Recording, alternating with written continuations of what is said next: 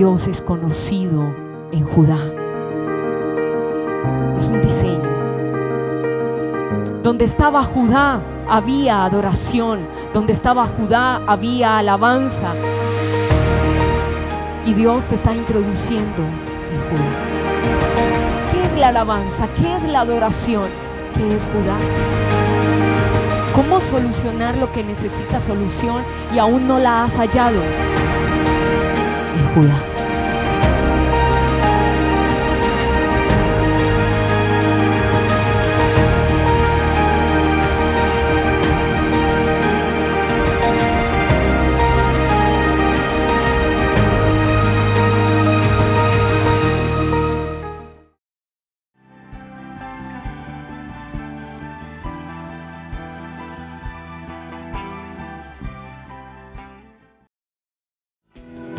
Avanzamos los hijos de luz, engendrados por el Padre, para gobernar. Nos fue entregada por herencia las naciones, ponemos límites, derribamos toda oscuridad. Hijos que honramos al Padre, derribamos gigantes, liberamos la tierra. Hijos que honramos al Padre, con nuestra obediencia gobernamos la tierra. Padre, te damos honra, te damos gloria. Sobre todo, levantamos vallado de obediencia por tus diseños en la tierra. Padre, te damos honra, te damos gloria, tú gobiernas sobre todo. Levantamos vallado de obediencia por tus diseños en la tierra. Padre, te damos honra, te damos gloria, tú gobiernas sobre todo. Colombia, levantamos en la tierra vallado de obediencia por tus diseños en la tierra. Estandartes de adoración, estandartes de alabanza, toda la nación, una generación que te adora, Padre, una generación que te honra, se hace firme en Colombia, se hace firme en la tierra, una generación de la tribu del león de Judá, de fiel y verdadero, que te honra. Bien,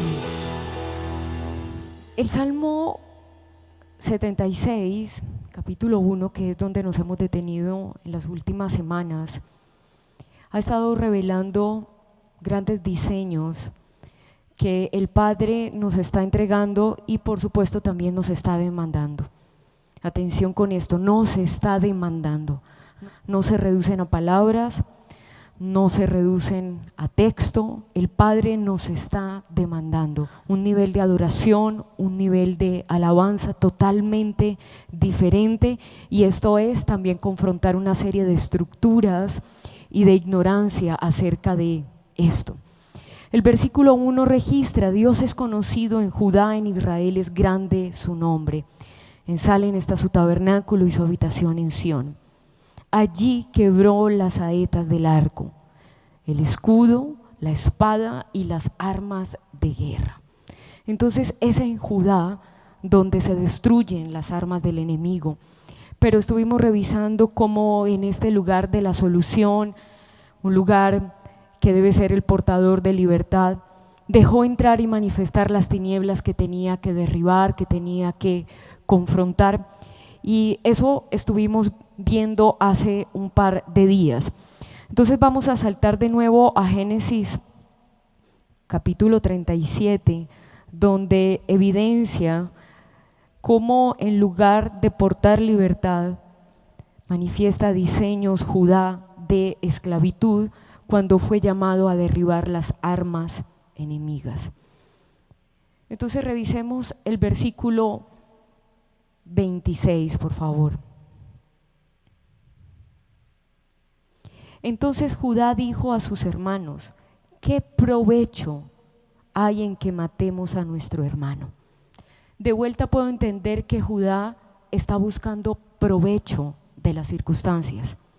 Es más, está sacando provecho de la vida de su hermano. No es que hubiese tenido misericordia Judá de José. Manifiesta qué provecho hay en que lo matemos. Mejor busquemos provecho de la vida de José y mejor vendámoslo. Mejor negociemos con la vida de José como lo hacen los cananitas. La vida tiene precio en este espíritu. Venid y vendámoslo a los ismaelitas y no sea nuestra mano sobre él, porque él es nuestro hermano, nuestra propia carne, y sus hermanos convinieron con él. Finalmente, ese convinieron con él también evidencia el liderazgo que Judá tenía para con sus hermanos, porque era promesa. Pero aquí se ve un liderazgo perverso, un liderazgo influenciado por la mercadería, por el comercio de la vida. ¿De dónde viene este principio de comercializar con la vida? De esta puerta que abrió Judá. Aquel que fue llamado a adorar, aquel que fue llamado a alabar.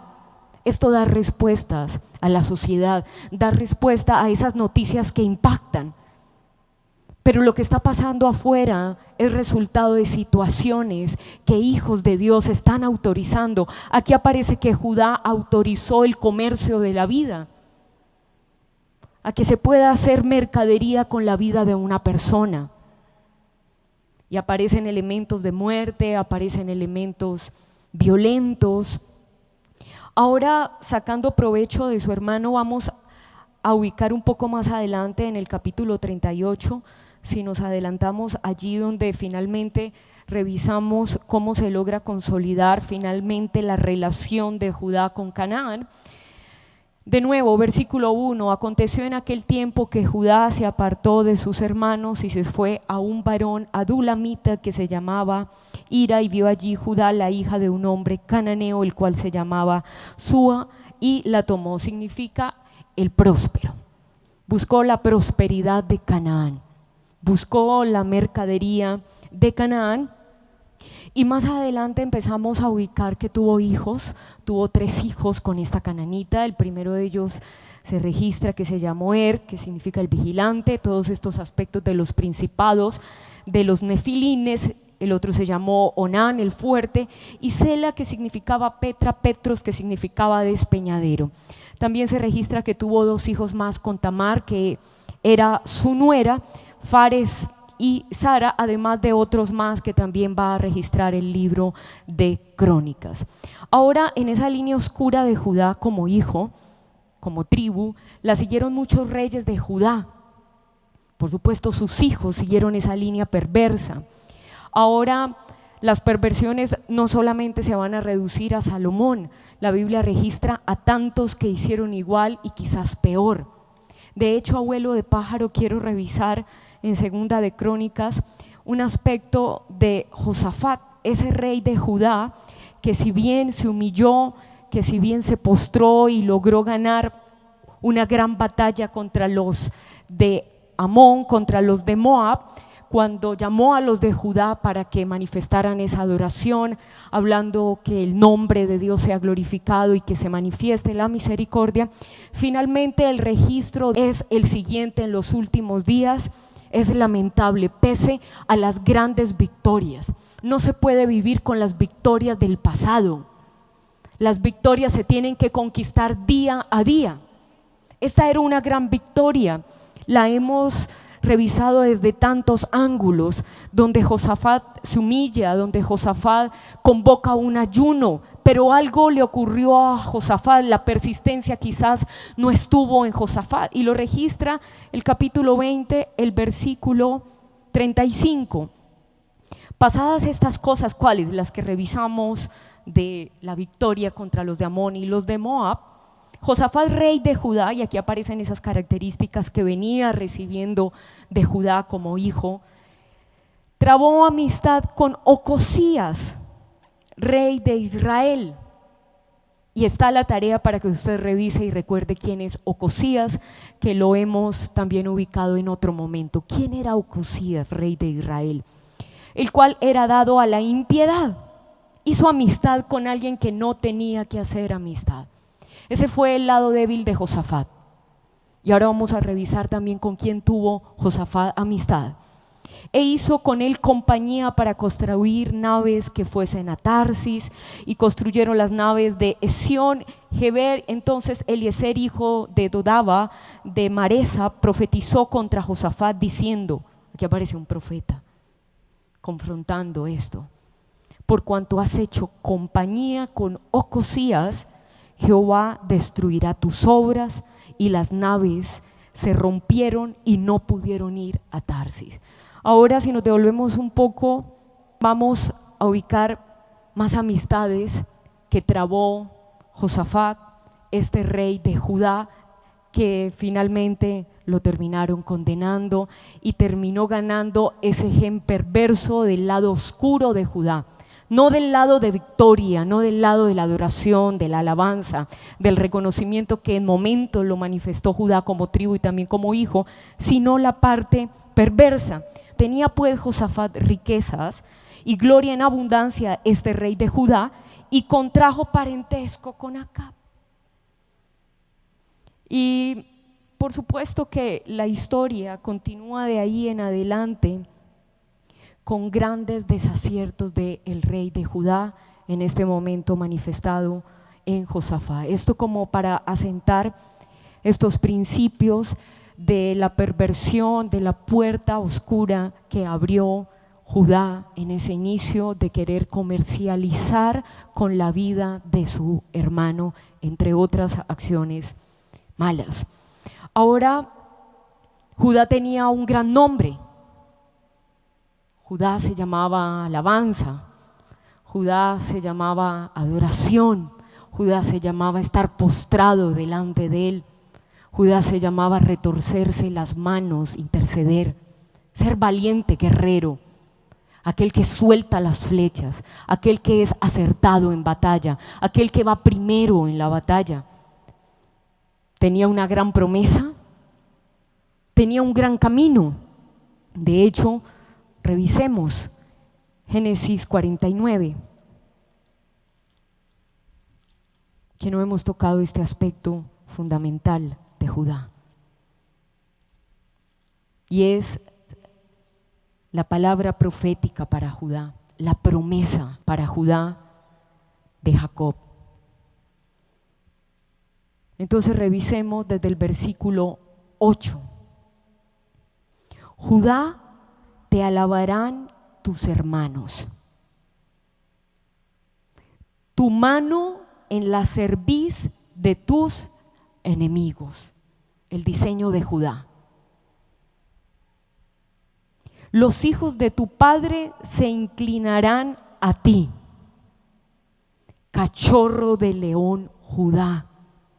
De la presa subiste, hijo mío, se encorvó, se echó como león, así como león viejo. ¿Quién lo despertará? No será quitado el cetro de Judá, ni el legislador de entre sus pies, hasta que venga Silo, y a él se congregarán los pueblos, atando a la vid su pollino, y a la cepa el hijo de su asna. Lavó en el vino su vestido, y en la sangre de uvas su manto. Sus ojos rojos del vino, y sus dientes blancos de la leche. Y aquí aparecen algunos aspectos importantes que quiero recalcar. No voy a ahondar en todos, pero voy a ubicarme en los que considero importante para seguir avanzando. El primero de ellos es que ese aspecto de la bendición estaba relacionado con su nombre. Judá, te alabarán tus hermanos. El segundo aspecto es que sus hermanos van a reconocer su posición de liderazgo entre la familia. Sus hermanos no van a rehusar que él es el líder. Su familia tampoco va a rehusar que él es el líder. Y eso era parte de la consolidación de esta promesa que estaba recibiendo Judá. De hecho, se expresa un poco en Números capítulo 10, vamos allí, acerca de ese liderazgo de Judá para con sus hermanos, para con su familia. 10:12. Y partieron los hijos de Israel del desierto de Sinaí según el orden de marcha, y se detuvo la nube en el desierto de Parán.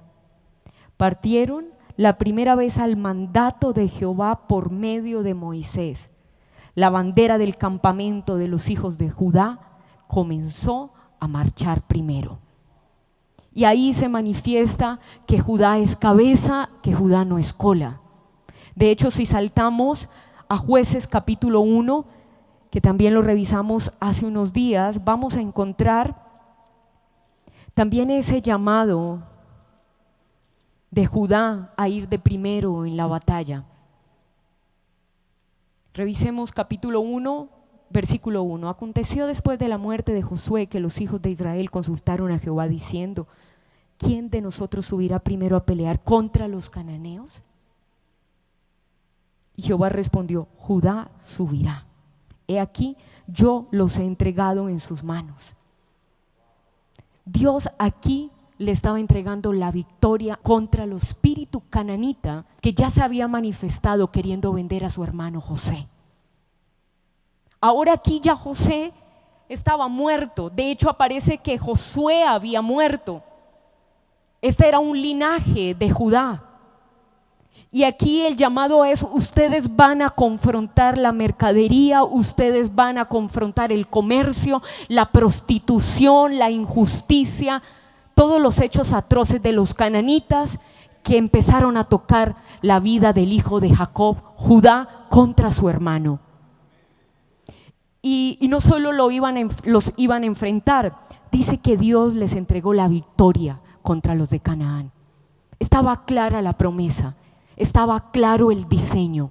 Ellos vencerían a los cananitas. Ellos destruirían, condenarían el espíritu cananita que llevó en su momento de nuevo a Judá a querer vender a su hermano José, a sacarle provecho, a buscar una negociación con la vida de su hermano.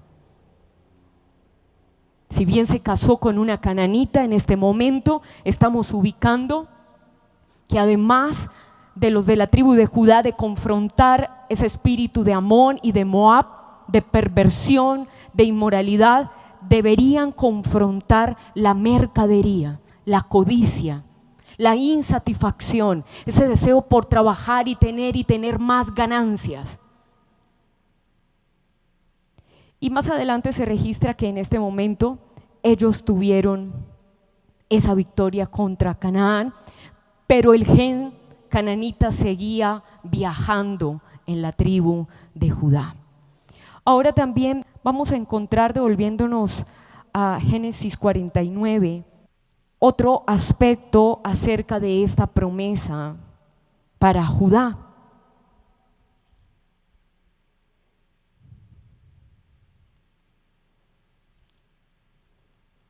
Tu mano en la cerviz de tus enemigos.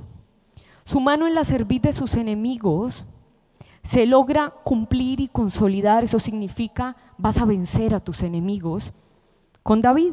Entonces saltemos a segunda de Samuel, donde se registra el cumplimiento de una forma más expansiva de esta promesa.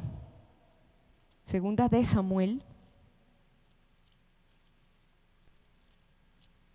22.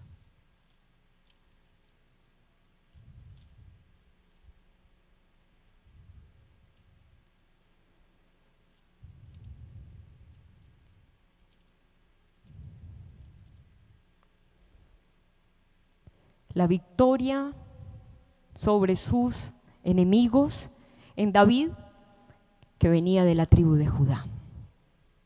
Versículo 40. Pues me ceñiste de fuerzas para la pelea. Esta es la promesa para los de la tribu de Judá. Y David aquí la está manifestando. Has humillado a mis enemigos debajo de mí. Muy similar a lo que el hijo de Jacob había recibido. Y has hecho que mis enemigos me vuelvan las espaldas, para que yo destruyese a los que me aborrecen. Entonces, aquí se cumple esa promesa que finalmente Judá iba a poder poner su mano sobre la cerviz de sus enemigos y sus enemigos iban a ser vencidos. Un aspecto más a revisar acerca de esta promesa es cuando se habla que Judá es como un cachorro de león. Ahora yo ubico ese cachorro de león en Judá como hijo, en Judá como tribu y en Judá como territorio, porque donde realmente se consolida el diseño del león de la tribu de Judá es en Apocalipsis 5, versículo 5, que leímos también hace unos días. Ahí finalmente se hace referencia a esa promesa que Jacob estaba entregando a Judá. 5:5. Y uno de los ancianos me dijo: no llores, he aquí que el león de la tribu de Judá, la raíz de David, ha vencido para abrir el libro y desatar sus 7 sellos. Entonces vamos a ver a Fiel y Verdadero como el león de la tribu de Judá, y mejor ubicamos al hijo de Jacob, la tribu, el territorio, lo que logró consolidarse como reino, el cachorro del león, como cachorro de león. Ahora devolvamos a Génesis.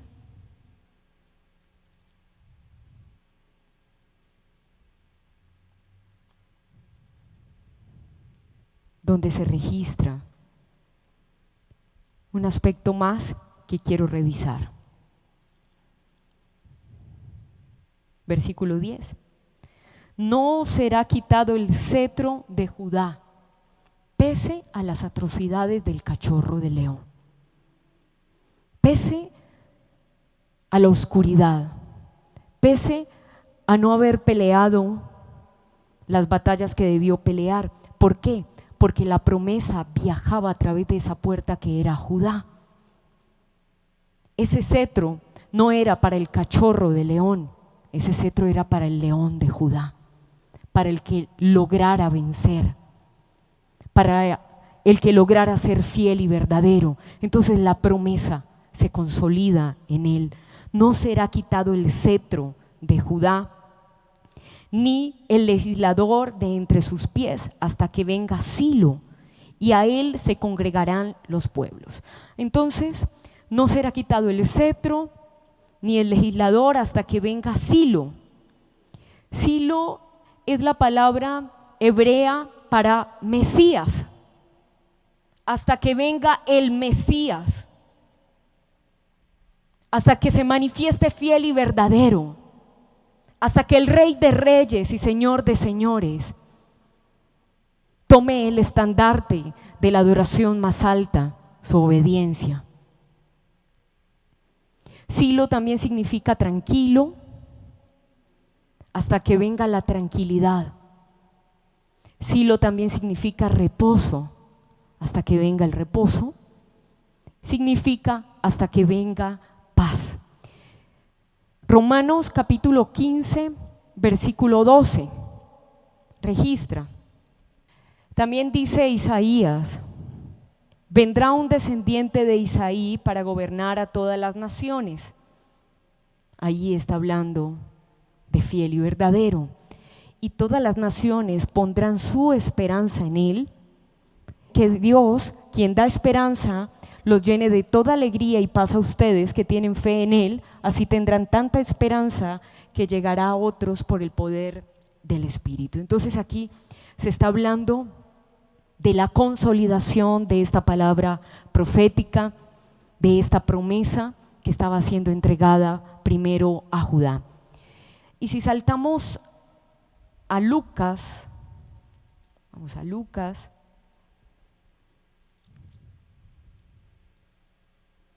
capítulo 1, versículo 32, también vamos a encontrar un registro muy similar. Este será grande, el león de la tribu de Judá, Silo, y será llamado Hijo del Altísimo, y el Señor Dios le dará el trono de David, de la tribu de Judá, su padre, y reinará sobre la casa de Jacob para siempre, y su reino no tendrá fin. Y ahí se une la eternidad entre la promesa que está recibiendo Judá de su padre Jacob y el cumplimiento ya del Mesías, de Jesús, del Cristo, del gran libertador. Ahora, pese a estos aspectos que está recibiendo Judá, vamos a encontrar que Jeremías hace mención casi que de todo lo contrario de lo que finalmente debía cumplir Judá, que era gobernar, que era liderar, que era vencer a sus enemigos, que era honrar hasta que se manifestara Silo. Y Jeremías ubica acerca de Judá lo siguiente. Capítulo 17, por favor.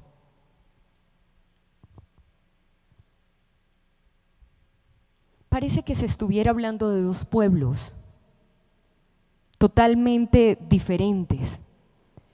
Acabamos de revisar una gran promesa para Judá y ahora Jeremías está hablando acerca de Judá, saltándonos varios aspectos. Versículo 1. El pecado de Judá escrito está con cincel de hierro y con punta de diamante. ¿Cuál? Ubiquemos a Salomón. Es un buen ejemplo del pecado de Judá, bastante concluyente. Ubiquemos en parte también a Josafat, que son ejemplos que hemos estado revisando. Esculpido está en la tabla de su corazón y en los cuernos de sus altares. Mientras sus hijos, hay otras versiones que dicen, entre tanto sus hijos se seguirán acordando de sus altares y de sus imágenes de acera.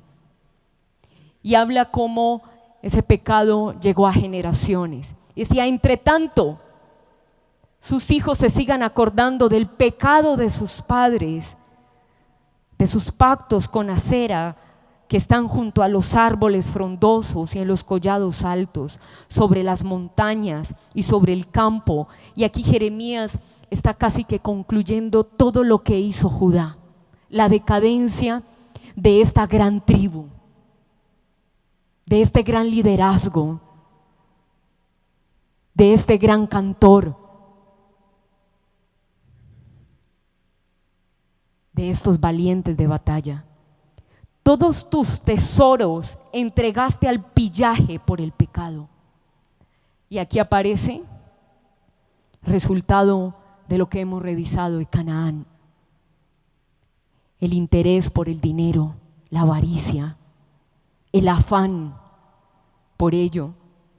Todos tus tesoros, y empieza a hablar acerca de tesoros, de tus lugares altos en todo tu territorio. Entonces vas a perder la heredad que yo te di, Judá. Y ahora, en lugar de que te sirvan tus hermanos, dice, te haré servir a tus enemigos, a los que tú aborreciste, a los que te hacían el mal, a los que te humillaban. No los vas a vencer, vas a terminar sirviéndolos a ellos. Y esto es una maldición. Maldición de la desobediencia, maldición de la deshonra, maldición de tener en poco la voz de Dios. Cuando Dios está hablando, ¿qué responsabilidad tan alta tenemos hoy con todos los diseños que el Padre nos ha revelado? Y hace unos días oraba de esta forma: Padre, ayúdanos a vivir conforme a la revelación que nos estás entregando. Te haré servir a tus enemigos en la tierra que no conociste, porque fuego habéis encendido en mi furor, que para siempre arderá. Así ha dicho Jehová: maldito el varón que confía en el hombre y pone carne por su brazo, y su corazón se aparta de Jehová. Y aquí de nuevo aparece el corazón de Judá. Inició el capítulo diciendo que el pecado de Judá está escrito, esculpido en su corazón. El problema de Judá estaba en el corazón. Áreas que no trató Judá en su corazón. Y hay toda una serie de estudios que di acerca del corazón como una herramienta para sanar, para liberar, para entrenar, para que la use y podamos ver una generación diferente, para que puedas ver a tus hijos diferente. Entonces, aquí aparece que Judá terminó confiando en el hombre, y eso es lo que hace Canaán. Lleva a que el hombre confíe en su fuerza, en su talento, en su profesión, en su habilidad. Y Judá recibió una maldición: maldito el varón que confía en el hombre y pone carne por su brazo, y su corazón se aparta de Jehová. Será como la retama en el desierto. La retama es un arbusto. Será como un árbol de desierto. Tendrá vida, pero como la vida que tienen los árboles en el desierto. Será árbol de desierto. Y no verá cuando venga el bien, sino que morará en los sequedales en el desierto, en tierra despoblada y deshabitada. Dejará pasar las bendiciones.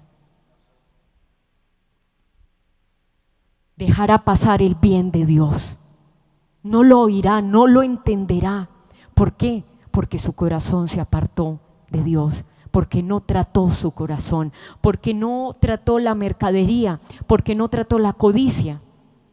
Y más adelante vamos a revisar un aspecto bastante delicado, donde vamos a ver que finalmente no ocurrió. Bendito el varón que confía en Jehová y cuya confianza es Jehová, porque entonces ya no va a ser como una retama en el desierto, será como árbol plantado junto a las aguas vivas, que junto a la corriente va a echar sus raíces. Sabe dónde plantarse. El que confía en Jehová sabe dónde echar raíces. Sabe dónde es su lugar para dar frutos eternos. Y ahí permanece. Ahí se hace fiel, ahí se hace estable, porque ha confiado en Jehová, porque su confianza no se redujo al brazo de hombre, porque escuchó la voz de Dios. Por tanto, echa sus raíces y no verá cuando venga el calor.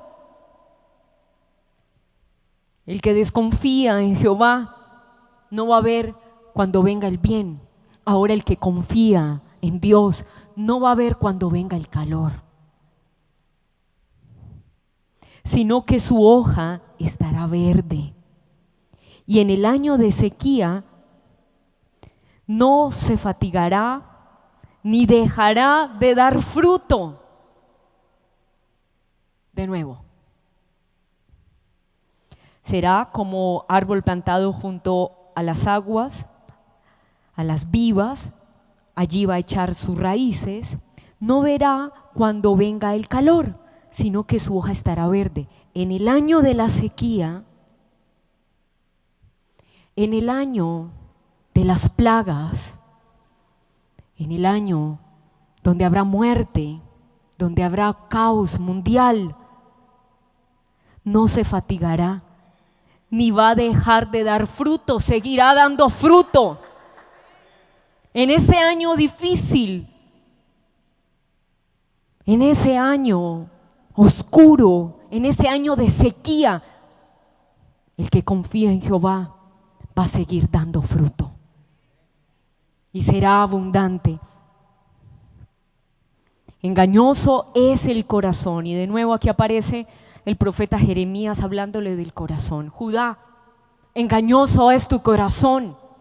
No obedezcas tu corazón sobre todas las cosas guardadas. Guarda tu corazón. Confía en lo que Dios está hablando, no en tu corazón. Engañoso es el corazón, más que todas las cosas, y también perverso, tanto como para maquinar, vender a su hermano, sacar provecho de la vida de su hermano. También vemos aquí ese aspecto, como este espíritu no busca matar, busca sacar provecho. Prefirió el provecho antes que la muerte de su hermano. ¿Quién lo conocerá? Yo, Jehová, que escudriño la mente, que pruebo el corazón. Y hay unos versículos que registran que Dios no se ensaya como se ensaya la plata en el fuego. Pruebo el corazón para dar a cada uno según su camino, según el fruto de sus obras. Entonces, son varios aspectos que concluimos. Devolvámonos al Salmo 76, donde inició todo esto.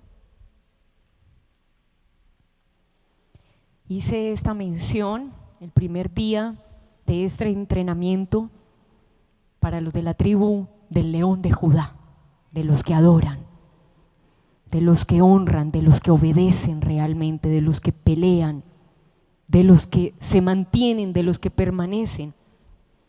Que el versículo 1 registra: Dios es conocido en Judá.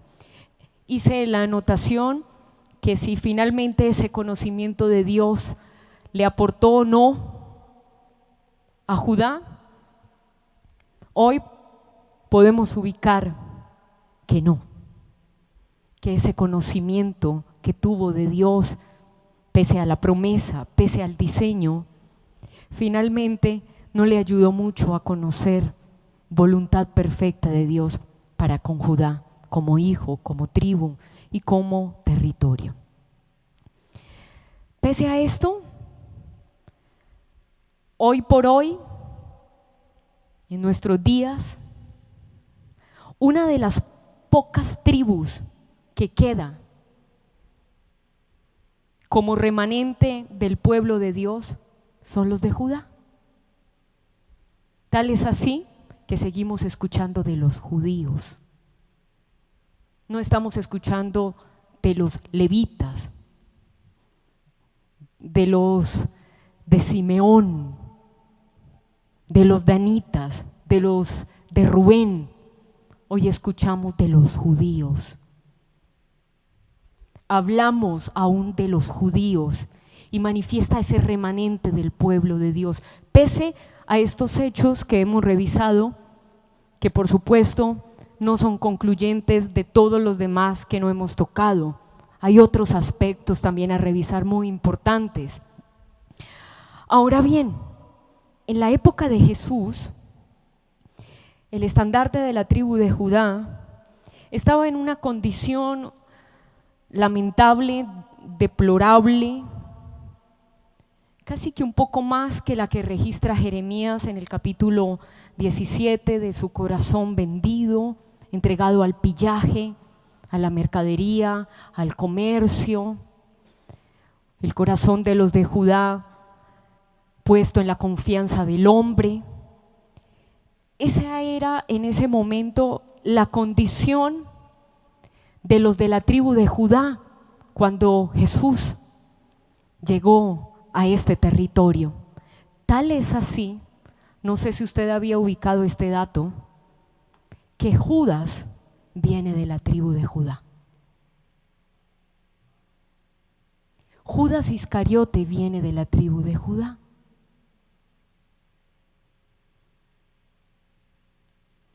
La etimología de Judas, además de expuesto, de profano, es alabanza. Qué bonito diseño tenía Judas. Qué gran responsabilidad tenía Judas. Se llamaba alabanza. Judas de la tribu de Judá, del cachorro del león, del llamado a gobernar, del llamado a ponerle la mano en la cerviz a sus enemigos. Mateo capítulo 26.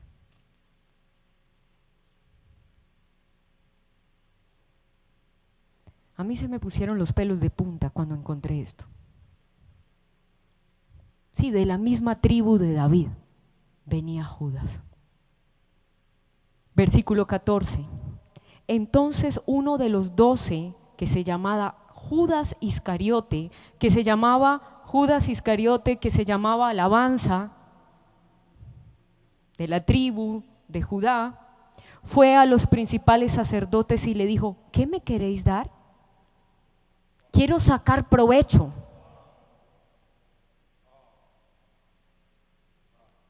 ¿Qué me vas a dar y yo te entregaré asilo? Y aquí es esa línea en la eternidad, como lo hizo Judá con José. Ahora Judas lo estaba haciendo con el maestro. Y ellos le asignaron 30 piezas de plata. Ese fue el provecho. 30 piezas de plata. Y desde entonces buscaba oportunidad para entregarle. Lucas, y voy concluyendo. 22:48. Entonces Jesús le dijo: alabanza, cachorro de león, guerrero, valiente, gobernador, legislador, aquel que se retuerce las manos, que se postra, aquel llamado a liderar a sus hermanos. Eso significa a darles la mano. Liderar a su familia significa extenderle la ayuda, pelear con un beso,